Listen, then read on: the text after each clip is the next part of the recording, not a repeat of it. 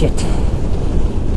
Here I am stuck behind this guy going the speed limit, which is very depressing. But I also got bad news, and that is the CBR600RR, maybe no more.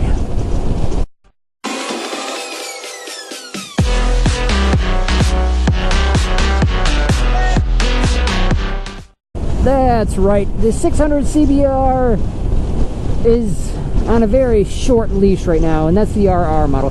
And what I mean by that is Honda's not really making good sales on it, and they really haven't come up with any good updates. That, and combined with Euro emissions that make everything stricter, from sound levels to safety to emissions to everything, Honda now has to make a choice. Do they really want to put the money into research and development and production of a motorcycle that hasn't been selling well just to meet those emission standards? And my answer is, quite frankly, no, they probably do not. And the reason I'm saying this is quite simple.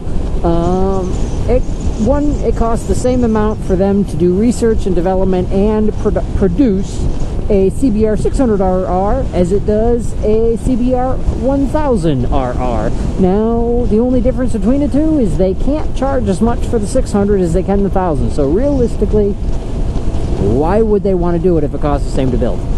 Realistically. Secondly, and I'm a perfect example of this, 2013 and up. A lot of people don't like the remake. They don't like the design. I love it. It's mine. All mine. Yes. But for the most part, people don't like it. So they didn't really sell well. And that kind of took after 2008 when the economy went down. You know, they were redoing, this goes for all brands, they were redoing the design every 2 years and all this other stuff. And then the economy dropped and people couldn't afford their motorcycles anymore, and especially new ones, and that created an influx of used bikes on the market.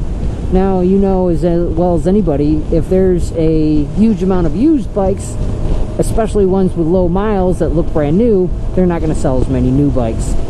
So, and like I said, this is the case in point. This is a 2013 CBR 600RR I bought brand new off the showroom floor in 2016.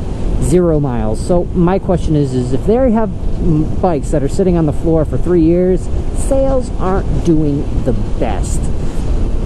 So I don't know what to say about that. That being said, everybody keeps saying, oh, aren't you afraid you bought a 3-year-old bike? Nope, this thing runs like a top. And it's absolutely awesome, and I have no complaints. So there's that.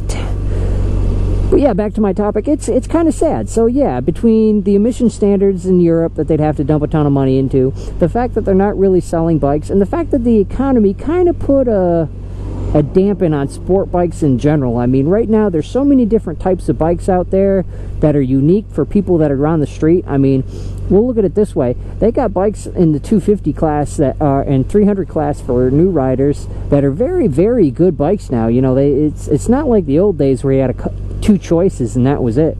You got a lot of choices for beginners now, and even for novice or experienced riders. You know, there's a lot of bikes out there that offer good bang for the buck and give you really what you want on the street, you know. So that's always worth looking into. And you know, it's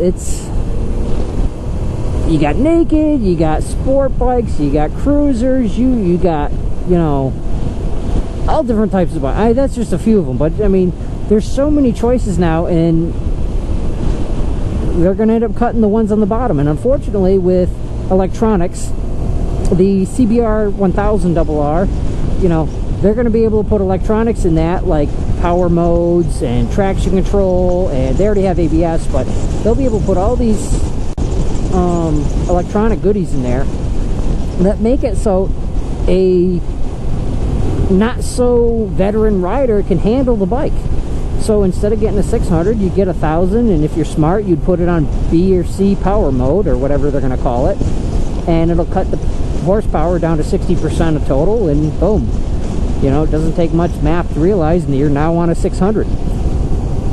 You know, I still like the 600 class. I'm a sports, you know, I follow sports and stuff like that with motorsports, and The 600 class has always been my go-to for motorsports things, so, you know, Isle of Man, all that fun stuff. I don't see any, you know, Hayabusas running the Isle of Man.